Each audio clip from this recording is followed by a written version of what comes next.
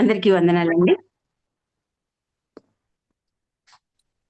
ప్రభు అయిన యేసుక్రీస్తు నామంలో 2026 సంవత్సరంలో 3వ మరి మన కూడికకు మీ అందరికీ ఇంతవరకు మరి పాటల ద్వారా ప్రార్థన ద్వారా నడిపించిన దేవాది దేవునికి వందనాలు స్తోత్రాలు చెల్లిస్తూ మరి ముఖ్యమైన భాగంలోనికి వచ్చాము. ఈ మొదటి నుంచి చూస్తుంటే చాలా సంతోషంగా ఉంది. స్త్రీ శక్తి కనబడుతుంది ఇక్కడ. అలాగే బ్యూలా సిస్టర్ గారిని ఆవిడ స్వరాన్ని వింటాం. నేను చాలా రోజుల తర్వాత ఇది ఫస్ట్ టైము. చాలా హ్యాపీగా అనిపించింది.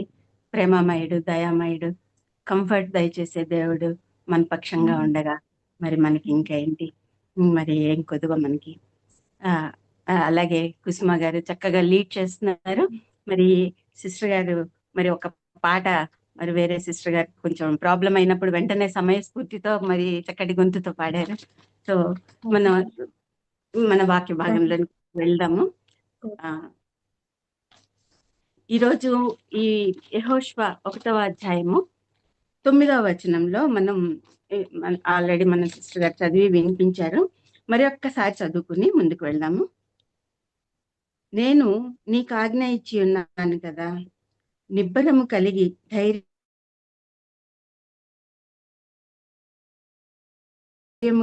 ఉండుము, దిగులు పడకుము, జడియకుము. నీవు నడుచు మార్గం అంతటము గల మా ప్రియ పరలోకపు తండ్రి, ఘనమైన ఉన్నతమైన మీ నామం కొందరు స్తోత్రం నా ప్రభా. నా తండ్రి, ఇదిగో తండ్రి నిలబెట్టుకున్నారు. తండ్రి నా నాయన, చిన్న మందగా కూడి ఉన్నాము. నీ వాక్యంను మేము ధ్యానిస్తుండగా మేము కాదు కానీ, మా ఆలోచనలు కాదు కానీ నా ప్రభా, మీరే నా యందుండి తండ్రి నా నోటిని బోరగా వాడుకొని మీ వాక్యమును, మాకు కావలసిన ఆత్మీయ ఆహారంను ఈరోజు మాకు అందించమని మా ప్రభువును రక్షకుడును అయిన యేసుక్రీస్తు నామం పేరిట వేడుకొంచున్నాం తండ్రి. ఆమేన్.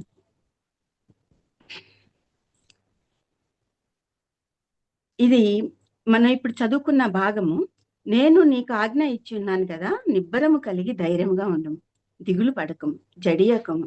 నీవు నడుచు మార్గం అంతటిలో నీ దేవుడైన యెహోవా నీకు తోడై ఉండను. ఇది ఒక ప్రామిస్. దేవుడు మనందరికీ మరి ఆనాటి ఇశ్రాయేల్ ప్రజల్లో యెహోషువకి, అలాగే ఇది యూనివర్సల్ ప్రామిస్ అన్నమాట ఇచ్చారు. ఒక ప్రామిస్ మనం నూతన సంవత్సరంలో న్యూ ఇయర్ లో మనం అందరం కూడాను ప్రామిస్ కార్డ్స్ తీసుకున్నాము. వాటిని మనం జాగ్రత్తగా బైబిల్లో పెట్టుకొని దాన్ని మనం రోజు చూసుకుంటూ ఆనందపడుతూ ఉంటాం. అయితే ప్రతి ప్రామిస్ కి కూడా ఒక కండిషన్ ఉంటది. అది కూడా మనం చదువుకోవాలి. మనకి ఎక్కడైతే ఏ వర్స్ అయితే వచ్చిందో ఆ వర్స్ లో దానికి కండిషన్ కూడా ఉంటుంది. కండిషన్ సప్లై అని అంటాం కదా, ఆ విధంగా ఆ కండిషన్స్ మనం ఫుల్ఫిల్ చేసినప్పుడు మనకి ఏదైతే ప్రామిస్ వస్తుందో అది మనకి ఫుల్ఫిల్ అవుతుంది. సో దీనికి ఉన్న కండిషన్ అది మనం ముందు చూస్తే 6వ వచనంలో, ఈ ధర్మశాస్త్ర గ్రంథమును నీవు బోధింపక తప్పిపోకూడదు, దానిలో వ్రాయబడి ఉన్న వాటన్నిటి ప్రకారము చేయుటకు నీవు జాగ్రత్త పడినట్లు దివారాత్రము దాన్ని ధ్యానించిన ఎడల నీ మార్గమును వర్ధిల్ల చేసుకొని చక్కగా ప్రవర్తించదు.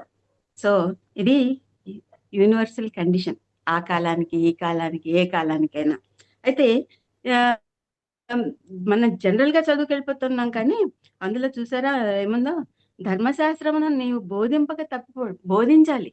మనం ఏదైతే తెలుసుకున్నామో దాన్ని బోధించే వారంగా ఉండాలి. మనకి యేసుక్రీస్తు వారు మరి ఆరోహణమై వెళ్ళిపోయేటప్పుడు మరి సర్వజనులకు సువార్త ప్రకటించమని చెప్పారు. కాబట్టి మనకి ఆ బాధ్యత, అలాగే మరి ఆ భారం మన మీద ఉంది. క్రీస్తుని గురించిన సువార్త మనము ప్రకటించాలి. అదే విధంగా ఇప్పుడు ఈ నేపథ్యం చూసుకుంటే గనక ఈ 9వ అధ్యాయంలో మరి కంఫర్టింగ్ గా ఉండే ఈ వాక్య భాగాలు మనం చూస్తున్నాం కదా. ఇది మనం ఎప్పుడు కూడాను ప్రతి మెసేజ్ లో మనం తెలిసిన దగ్గర నుంచి మనం ఏదో ఒక రూపంలో మనం వింటూనే ఉంటాం మెసేజెస్ లో. ఎలాగంటే అది యెహోషువ గ్రంథంలో ఎక్కడో నుంచి ఫస్ట్ అధ్యాయము ఎన్నోసార్లు వింటాము. మొత్తం మీద ఆ అధ్యాయంలో ఏదో చోట మనకి రిఫరెన్స్లు మనం చూస్తూనే ఉంటాం. ఆ తర్వాత ఇక్కడ నేపథ్యం ఏంటి అంటే, మరి యెహోషువ గారు మరి మోషే తర్వాత ఆయనకి అప్పగించబడిన బాధ్యత. మోషే గారు ఆయన మరణమైనప్పుడు మరి ఆ ఆ స్టేజ్‌లో మరి మోషే మృతి నొందిన తర్వాత యెహోషువ గారి యొక్క ఆ మానసిక స్థితి ఎలా ఉండుంటది. దాన్ని బట్టి మరి దేవుడు మరి ఆయనకిచ్చే కంఫర్టింగ్ వర్డ్స్, అలాగే మరి మోషే గారు గూడా చనిపోక ముందు మరి ఆ ద్వితీయోపదేశ కాండంలో లాస్ట్‌లో చూసుకుంటే గనక దేవుడు మరి నువ్వు ఆ వాగ్దత్త భూమిలోనికి నువ్వు ప్రవేశింపవు. మరి ఆహ్, ఆహ్, నీ మరి అలా చెప్పినప్పుడు సో, మరణిస్తావు అనే సంగతి తెలిసినప్పుడు మరి ఆ మోషే అంత గొప్ప నాయకుడు కృంగిపోకుండా మరి కాపరి లేని గొర్రెలుగా మిగిలిపోతారు ఇశ్రాయేలీయులు అన్నట్టుగా మాట్లాడతారు. అది గొప్ప నాయకుడి లక్షణం. అదేవిధంగా మరి మోషేని మరి ఆహ్, దేవుడే ఎన్నుకున్నారు. అలాగే మోషే కూడాను మరి ఆ బాధ్యతని అనేక మార్లు ఆహ్, ఆహ్, మన యెహోషువ గారి మీద ఉంచినట్టుగా మనము ఆ గ్రంథం చదువుతుంటే ద్వితీయోపదేశ కాండం గాని, లేకపోతే అవి నిర్గమకాండం అవి చదువుతూ ఉంటే మనకి తెలుస్తూ ఉంటుంది. మోషే గా ఈ మన యెహోషువ గారి యొక్క ఆ నాయకత్వ లక్షణాలు మనకి తెలుస్తూ ఉంటాయి. అలాగే నిర్గమకాండంలో 17:8లో మోషే యెహోషువతో అమాలేకీయులతో యుద్ధం చేసేటప్పుడు మరి ఆయన ఆయన చేసిన మరి ఆ యుద్ధము, ఆ వీరత్వము వీటన్నిటి బట్టి యెహోషువ యొక్క లక్షణాలని చూస్తే గనక ఎంతో నమ్మకమైన, విధేయుడైన వ్యక్తిగా ఉన్నారు. అలాగే దేవుని ఎడల విశ్వాసం గల వ్యక్తిగా ఉన్నారు. సైన్యాన్ని నడిపించే సామర్థ్యం గల వ్యక్తిగా ఉన్నారు. గొప్ప దైవభక్తి గల నాయకుడిగా ఉన్నారు. మరి నిర్ణయాలు తీసుకోవడంలో సమర్థుడుగా ఉన్నారు. ఈ ఈ విధంగా మనం ఈ వాక్యాలు చదివినప్పుడు మన కాంటెక్స్ట్ ది కొంచెం నేను అనుకున్న భాగానికంటే కొద్దిగా డీవియేట్ అయ్యి ఇలాంటి నాయకత్వాలు గల మరి ఆ వ్యక్తి మోషే యొక్క పరిచారకుడిగా మరి ఇక్కడ చెప్పబడుతూ ఉన్నారు. సేవకుడిలాగా, పరిచారకుడిలాగా ఆహ్, ఆ విధంగా ఉన్నారు. మనం మన వర్క్ ప్లేస్‌లో కానీ, లేకపోతే మనము వేరే వాళ్ళ క్రింద ఉన్నప్పుడు కానీ, ఇలాంటి సేవా గుణాలు, ఇలాంటి గుణ లక్షణాలు కలిగి ఉంటే ఎప్పుడు కూడాను సక్సెస్‌కి ముందుగా మనం ఉంటాం. అదే విధంగా మరి మోషే గొప్పతనం గూడా మనకిక్కడ కనబడుతుంది. ఆయన మరి అన్ని సంవత్సరాలు లీడ్ చేసిన తర్వాత వెళ్ళ మరి వాగ్దత్త దేశంలోనికి వెళ్ళలేకపోతున్నానన్న అది ఉన్నప్పటికి కూడాను మరి మోషే మన యెహోషువపై చేతులుంచి మరి అభిషేకించటం ఇవన్నీ మనం చూస్తూ ఉన్నాం. సో, మన వర్క్ ప్లేసెస్‌లో కూడాను ఒక మనం కూడాను లేదా ఫ్యామిలీలో గూడా లేదంటే సంఘంలో అయినా సరే ఇలాంటి సెకండ్ లైన్ ఒకటి మనం రెడీ చేస్తూ ఉండాలి. ఎందుకంటే ఈ లీడర్‌షిప్ ఇట్లాంటియన్నీ గూడాను టెంపరరీ. అవి మనకు ఆ కొంతకాలం మనకి ఏదైతే బాధ్యత అప్పగించబడిందో, ఆ బాధ్యతను ఫుల్‌ఫిల్ చేయాలి. కంప్లీట్‌గా చేయాలి. ఆ విధంగా చేస్తూనే మరి నెక్స్ట్ మరి మన తర్వాత మరి అది మరి ఎటువంటి లోపం లేకుండా ఉండాలి అంటే మంచి నాయకత్వం లక్షణాలు కలిగిన వాళ్ళని లేవనెత్తాలి, వాళ్ళని ప్రోత్సహించాలి, గైడ్ చేయాలి. సో, ఈ ఈ విధంగా మరి ఈ యెహోషువ గ్రంథంలో ఈ వాక్యం ద్వారా మనం ఈ నాయకుడి లక్షణాల్ని, అలాగే గౌరవించే నాయకుడిని ప్రోత్సహించే లక్షణాల్ని మనం చూస్తున్నాము. అలాగే దేవుడు ఎంతో మరి ఎంత కంఫర్టింగ్‌గా అది ఆయన ఆహ్, ధైర్యం ఇస్తున్నారు. అదంతా మనం చూస్తుంటే ఇలాంటి ధైర్య వచనాలున్నప్పుడు ఇంత కంఫర్ట్ జోన్ ఉన్నప్పుడు మనం ఎన్ని అయినా సాధించొచ్చు దేవుని సహాయంతో. అదే విధంగా మరి నీవు నడుచు మార్గమంతటిలో నీ దేవుడైన యెహోవా నీకు తోడయుండును. నీవు నడుచు మార్గమంతట్ల అంటే ఆయన జీవించే జీవితంలో, ఆయన చేసే పనుల్లో. సో, మనము నడిచే మార్గం ఏంటి? ఇవాళ టాపిక్ ఇవన్నీ పక్కన పెడితే, నేను తీసుకున్న ఆ చిన్న పాయింట్‌ని నేను ఆహ్, ఆహ్, దాని గురించి కొంచెం వివరంగా నేను మాట్లాడాలని ఆశపడుతున్నాను. మనము నడిచే మార్గం, అలాగే దేవుడు నడిచే మార్గం, దేవుని మార్గం. మనం నడిచే మార్గం ఎలా ఉంటుంది? కీర్తనలు 25:9. అది న్యాయ విధులను బట్టి ఆయన దీనులను నడిపించును, తన మార్గములను దీనులకు నేర్పును. అదే అంటే దీనులుగా ఉండడం ఉన్న వారికి మరి దేవుడు మరి దీనుల్ని మరి ప్రేమించే వారిగా కనబడుతున్నారు. ఆయన దీనులకి ఆయన మార్గాల్ని బోధిస్తారు. అలాగే ప్రకటన 7వ అధ్యాయము 17వ వచనంలో సింహాసన మధ్యలో ఉండే గొర్రెపిల్ల వారికి కాపరి అయి జీవ జలముల బుగ్గల ఎద్దుకు వారిని నడిపి, ఇవన్నీ కూడా దేవుని మార్గాలు ఏ విధంగా ఉంటాయి అనేది. ఆయన దీనులను ఎన్నుకుంటారు. అలాగే మరి ఆయన కాపరిగా ఉంటూ నీతి జీవ జలముల బుగ్గల యొద్దకు మనల్ని నడిపించే వారిగా ఉన్నారు. అలాగే కీర్తన 103:7వ వచనంలో ఆయన మోషేకు తన మార్గములను తెలియజేశాను. మనము దీనులము సాత్వికులుగా ఉండాలి. మోషే కూడా అలాగే ఉన్నారు కాబట్టి మోషే మరి యెహోషువ కూడా అదే గుణ లక్షణాలు కలిగి ఉన్నారు కాబట్టి వారికి మరి దేవుడు వారికి తోడై ఉన్నారు. అలాగే కీర్తనలు అంటే దీనుల గురించి ఇంకొంచెం వారి ఎలా ఉంటారు అనేది మనం చూస్తే కనుక కీర్తనలు 22:26లో దీనులు భోజనం చేసి తృప్తి పొందెదరు, యెహోవాను వెతుకువారు ఆయనను స్తుతించెదరు, మీ హృదయము తెప్పరిల్లి నిత్యము బ్రతుకును. అలాగే 34:2లో దీనులు దేవుని మాటలు విని సంతోషించెదరు. 37:11లో దీనులు భూమిని స్వతంత్రించుకుంటారు, బహుక్షేమము కలిగి సుఖించెదరు. ఈ విధంగా దీనుల గురించి వారికి ఇచ్చే మరి తలాంతుల గురించి కీర్తనలు 138:6, 147:6, 149:4 వీటన్నిటిలో కూడాను మరి ఆ దేవుడు నడిపించే ఆ మార్గము కొంచెం తెలియచేయబడుతుంది. దీనుల్ని ఎన్నుకొని నడిపిస్తారు అన్నట్లుగా, ఆయన నమ్ముకున్న వారిని నడిపిస్తారు అన్నట్లుగా మనం ఈ వాక్యాలు చూస్తున్నాం. అయితే మరి మన సొంత మార్గాలు కూడా ఉంటాయి. అది ఒక్క వచనం నేను ఒకసారి చదివి వినిపిస్తాను. సామెతలు 14:12లో ఒకరి ఎదుట సరి అయినదిగా కనబడు మార్గం కలదు. అంటే వారికి అది కరెక్ట్ గానే అనిపిస్తుంటుంది వారి ఆలోచనకి. అయితే అది తుదకు మరణంనకు త్రోవ తీయను. సో మనం వేసే ప్రతి అడుగు ఆచితూచి మరి విచక్షణతో వివేచనతో అడుగులు ముందుకు వేయాలి. ఇప్పుడు మనం ఒక చిన్న స్టడీ చేద్దాం. దేవుని మార్గాలు ఎలా ఉంటాయి, మన మార్గాలు ఎలా ఉంటాయి, బిబ్లికల్ గా రిఫరెన్స్లతో నేను ఒకసారి చెప్పడానికి ప్రయత్నం చేస్తాను. సామెతలు 12:28 అందులో నీతి మార్గం నందు జీవము కలదు, దానిలో మరణమే లేదు. నీతి మార్గం ఇక్కడ ఒకటిగా మనం నేర్చుకుంటున్నది ఏంటంటే నీతి మార్గం. మరి మన ఇది నీతి మార్గంలో జీవం ఉంది, జీవాన్ని ఇచ్చేది దేవుడు. సో ఆ దేవుని మార్గంలో మరి నీతి ఉంది కాబట్టి దానికి వ్యతిరేకంగా జీవించడం అంటే అవినీతి మార్గం. మనం ఈ లోకంలో చాలా చూస్తూ ఉంటాము, వాటికి మనం వివరణ ఇవ్వక్కర్లేదు, మన అందరికీ తెలుసు. వాటన్నిటిని బట్టి మనం జాగ్రత్త కలిగి ఉండాలి. అలాగే సకల దుర్నీతి పాపం వలన వచ్చు జీతము మరణం.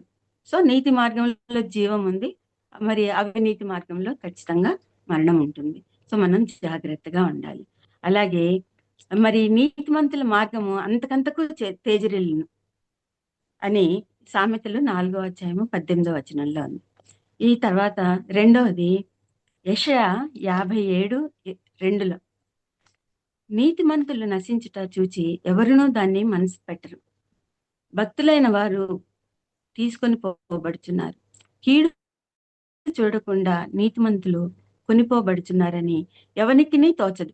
వారు విశ్రాంతిలో ప్రవేశించుచున్నారు, తమకు సూటిగా ఉన్న మార్గమున నడుచువారు తమ పడకల మీద పరుండి విశ్రమించుచున్నారు. దీన్ని బట్టి ఈ వాక్యం చదువుతుంటే మనకి అర్థమవుతుంది కదా, మరణం అవ్వడం.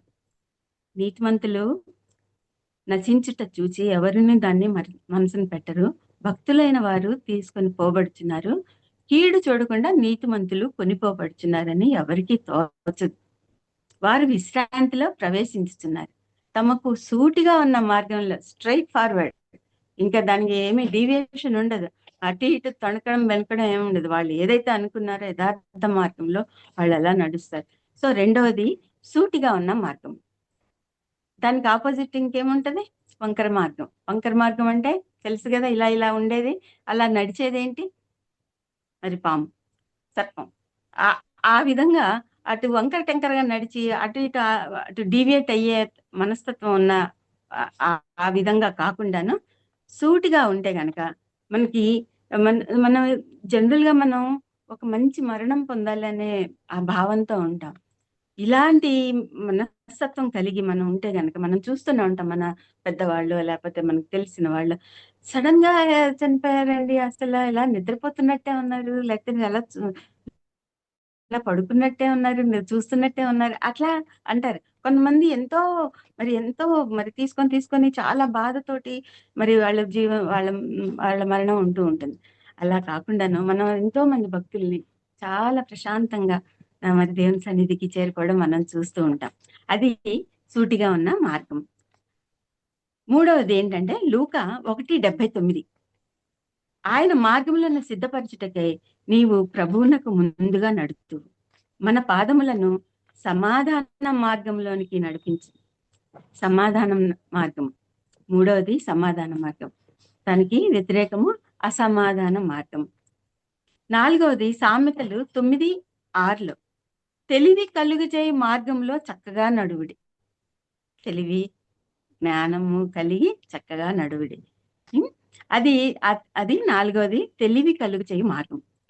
దానికి వ్యతిరేకం తెలివి లేని మూర్ఖుల మార్గం.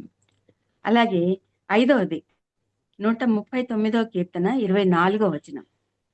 నీకు ఆయాసకరమైన మార్గము నా యందున్నదేమో చూడుము, నిత్య మార్గమున నన్ను నడిపించుము. ఈ ఐదవది ఆయాసకరమైన మార్గం, ఎంతో ప్రయాసతో కూడిన మార్గం. అది లేకుండా మనం ఉండాలి. దానికి మరి నిత్య మార్గంలో నిత్యము మరి దేవుని సన్నిధిలో గడిపే ఆ మార్గము మనకి కావాలి.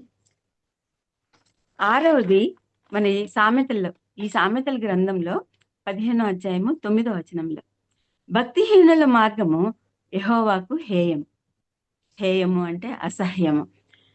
భక్తిహీనుల మార్గము యెహోవాకు హేయము, నీతిని అనుసరించి వారిని ఆయన ప్రేమించును. నీతిని అనుసరించి వారిని ప్రేమిస్తారు. కాబట్టి భక్తిహీనుల మార్గము, అలాగే నీతిని అనుసరించే మార్గము. భక్తిహీనత అంటే ఏంటి? ఒక నిమిషం దీని గురించి మాట్లాడుకుందాం. భక్తిహీనత అంటే ఏంటంటే భక్తి లేకపోవడం కాదు. ఇది చదివినప్పుడు దీన్ని ధ్యానిస్తున్నప్పుడు నాకు చాలా భయం వేసింది. భక్తిహీనత అంటే భక్తి లేకపోవడం కాదు. అలాగే ఉదాహరణకి రక్తహీనత అంటే రక్తం లేకపోవడం కాదు, తగినంత రక్తం లేనప్పుడు వచ్చే ప్రాబ్లమ్స్. మరి అలాగే భక్తిహీనత ఆ మనం సమృద్ధిగా కలిగి ఉండాలి. మనకు తెలిసినప్పుడు ఆ మార్గంలో ఫుల్గా ఫాలో అయిపోవాలి. అటు ఇటుగా ఉండడం లేకపోతే కొంచెంగా ఉండడం అలా చేయకూడదు. మనం ఎప్పుడైతే దేవునిలో ఉంటామో మరి పూర్తిగా ఆయనకి లోబడి ఆయన మీద ఆధారపడి జీవించే జీవితం ఉండాలి. మరి అటు ఇటుగా ఉంటే మరి ఉమ్మివేయబడతాము, మీరెవరో నాకు తెలియదంటే మరి అలాంటి పరిస్థితి మనం కల్పించుకోకూడదు. అలాగే మరి ఆ భక్తి మరి ఎంత ఉండాలంటే దేవుడు కోరుకున్నంత భక్తి కలిగి ఉండాలి. అలాగే ఇప్పుడు మరి అలాగే భక్తి, నిష్కళంకమైన భక్తి ఏదనగా యాకోబు 1:27లో ఉంటుంది. భక్తి గురించిన వాక్యం, నిష్కళంకమైన భక్తి ఏదనగా దిక్కులేని పిల్లలను మరి విధవరాండ్రను వారి ఇబ్బందిలో పరామర్శించుటయు, ఇహలోక మాలిన్యము తనకంటకుండా తన్ను తాను చూచుకున్నటయే. రెండే, ఒకటి పరామర్శించుట, మరి దిక్కులేని పిల్లలన్న మనం ఒక వయసుకు వచ్చాం, మనకంటే చిన్నవాళ్ళందరూ మనకి పిల్లలుగానే భావించుకొని వాళ్ళకున్న అవసరాలు తీర్చడం. అలాగే మరి విధవరాండ్రని అంటే ఏ ఆధారం లేని వారిని, అటువంటి వారిని అందరినీ మరి వాళ్ళని పరామర్శించటం. దాంతో పాటు ఇహలోక మాలిన్యము మనకి అంటకుండా చూసుకోవాలి. అంటే పరామర్శించుట, పరిశుద్ధత, ఇవి డైలీ మనకి ఎప్పటికప్పుడు మనం టెస్ట్ చేసుకుంటూ ఉండాలి. అలాగే ఇప్పుడు 7వది సామెతలు 16:29. బలాత్కారి తన పొరుగువానిని లాలన చేయును, కాని మార్గంలో వానిని నడిపించును. కాని మార్గం, సరికాని మార్గం, సరైంది కాదది. బలాత్కారి తన పొరుగువానిని లాలన చేయును. ఈ లాలన చేసే ఆ గుణము, ఆ బలాత్కారి ఈ వర్డ్స్ మనము మన దైనందిన జీవితంలో కూడాను మనం గమనిస్తూ ఉంటాం. ఈ అటువంటి క్రియలకు, అటువంటి మనుషులకి మనము వీలైనంత దూరంగా అసలు ఇంకా అట్ట సంబంధం లేకుండా ఉండాలి. ఒక్క విషయం మనం ఇందులోనే ఉంది. న్యాయాధిపతుల్లో ఉంటుంది. 16వ అధ్యాయము 4, 5 వచనాల్లో. పిమ్మట అతడు షోరేకు లోయలో ఉన్న దెలీలా అను ఒక స్త్రీని మోహింపగా ఫిలిష్తీయుల సర్దార్లు ఆమె ఎద్దకు వచ్చి ఆమెతో, నీవు అతన్ని లాలన చేసి, అతను అంటే సంసోను. అదొక్కసారి అంటే సమయాభావం వల్ల నేను పూర్తిగా చెప్పలేకపోతున్నాను. అది ఆ అధ్యాయము మరి మీరు చదివి దాని గురించిన జ్ఞానాన్ని మరి ఇంకొకసారి పొందవలసిందిగా కోరుచున్నాను. నీవు అతన్ని లాలన చేసి అతని గొప్ప బలము దేనిలో ఉన్నదో మేము ఎలాగా అతన్ని గెలవచ్చు అని ఆ స్త్రీ దగ్గరికి వెళ్ళి మరి అడిగినప్పుడు జరిగిన ఆ బీభత్స కార్యాలన్నీ కూడాను మనం చూసి, ఎంతో బలవంతుడు, ధైర్యవంతుడు, శూరుడు, ధీరుడు, అటువంటి వాడు మరి ఎంత హీన స్థితికి వెళ్ళిపోయారు. ఇదే మరి ఈ లాలన. ఇటువంటి వారికి వీలైనంత దూరంగా మనం ఉండాలి. అలాగే ఇప్పుడు మనం కాని మార్గం అని అన్నాం కదా, సరికాని మార్గం, సరి అయిన మార్గం. అవి ఆ తర్వాత 8వదిగా సామెతలు 22:5. ముండ్లును ఉరులును మూర్ఖుల మార్గంలో ఉన్నవి, తన్ను కాపాడుకున్నవాడు వాటికి దూరంగా ఉండను. చూస్తున్నారు కదా, ఆ ముండ్లు, అలా తుప్పలు, ఉరులు అంటే మళ్ళీ దానికి అర్థం కూడాను మరి స్త్రీ అన్నట్లుగానే ఉంది. సో మూర్ఖుల మార్గంలో అవన్నీ ఉంటాయి. సో వాటికి కాపాడి వాటికి దూరంగా ఉండాలి. మూర్ఖుల మార్గము మంచి మార్గము. అలాగే 9వది సామెతలు 15:18. సోమరి మార్గము ముళ్ళ కంచె, యథార్థవంతులు వారి త్రోవ రాజమార్గం. సోమరి మార్గం, సోమరి అంటే మనకి తెలిసిందే కదా. సో మనము అటువంటి ఎప్పుడన్నా మరి అలాంటి బలహీనతలు ఉంటే కనుక మరి వాటిని వెంటనే మనము తీసివేసుకోవాలి. మళ్ళీ టైం వెళ్ళిపోయింది అంటే మళ్ళీ వెనక్కి తిరిగి రాదు. కాబట్టి ఉన్న సమయాన్ని సద్వినియోగం చేసుకొని జ్ఞానుల వల్లే మనము ఉండాలి. ఈ సోమరి మార్గము ముళ్ళ కంచె.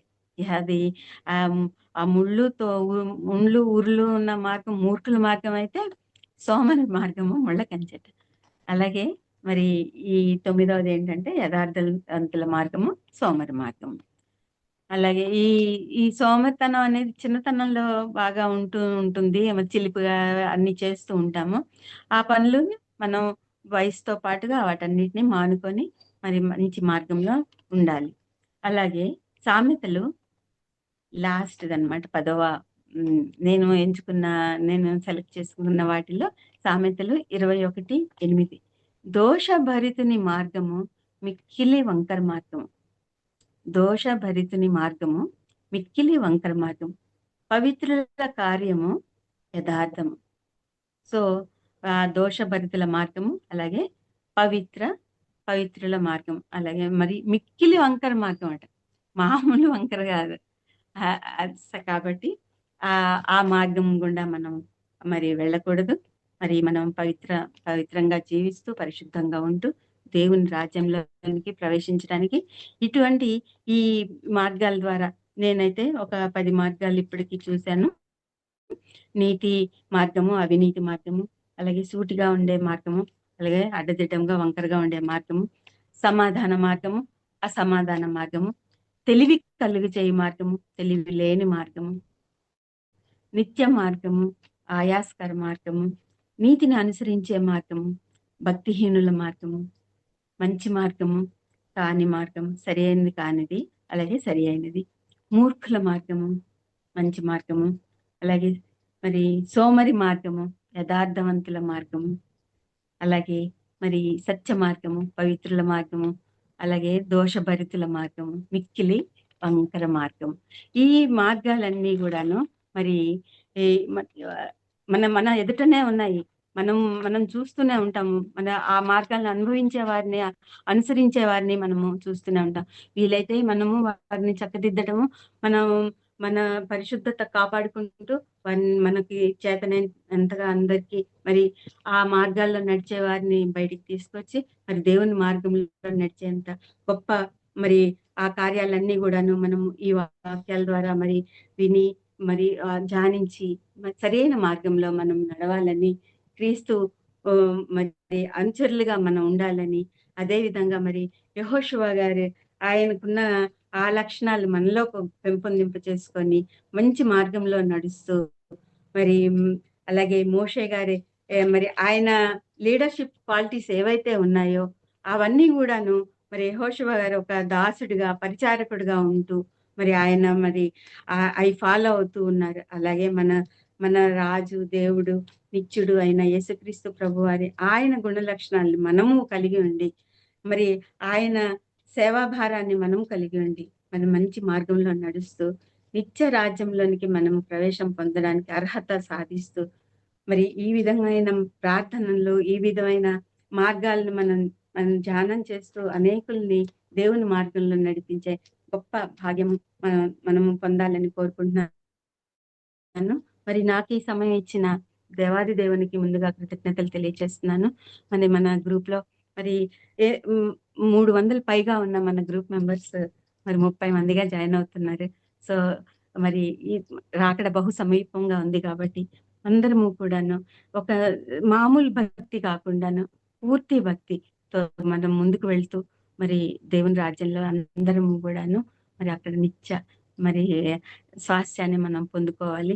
ఎప్పుడైతే ఈ ఇశ్రాయేలీయుల ప్రజలు మరి కనానుకి మరి వారు ప్రయాణం అవుతూ ఉన్నప్పుడు మరి ఏ విధంగా అయితే వారు మరి దేవుని ధర్మశాస్త్రాన్ని ఆచరిస్తూ వారు ముందుకు సాగారో, మనం పరమ యెరూషలేముకి, నూతన యెరూషలేములోకి మనం అడుగు పెట్టాలి అంటే, మనం కూడాను మరి మనకిచ్చిన ఈ బైబిల్‌లోని ఆజ్ఞలను పాటిస్తూ దేవుని రాజ్యంలోకి ముందుకు వెళ్ళటానికి మనందరికీ దేవుడు తన కృపలో మనల్నందరినీ భద్రపరిచి సమకూర్చును గాక. ఆమేన్. Thank you sister.